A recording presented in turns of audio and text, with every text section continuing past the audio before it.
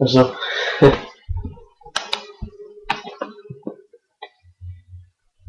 Der er noget galt, jeg kan høre væggene snakker. Jeg flygter fra mine problemer, så jeg går hjem og pakker. Jeg sørger for at holde hovedet op og holde smilet på. Der er så meget, der kan trykke dagens triste grå. Men jeg vil ikke forsvinde ud af denne verden. Derfor holder jeg mig okay, jeg holder mig fra smerten. Når der er problemer, er det som om væggene hører efter. Du sidder på min plads, og du burde ikke lette dig. Jeg kredser rundt i verden, som om jeg var helt alene. Yes. Det var så Mikkel, der kom. Nu til dags viser folk, hvem man kan stå på og skrive ud i verden efter verden. Den er blevet grående efter, hvor jeg skal stå, og hvor jeg hører til. Livet der ikke nu leger, ikke noget spil.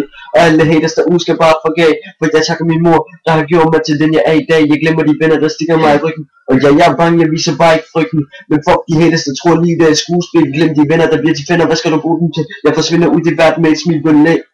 Jeg forsvinder ud i verden med et smil på læben. Holder en mand med tro kun på skæbnen. Læg out.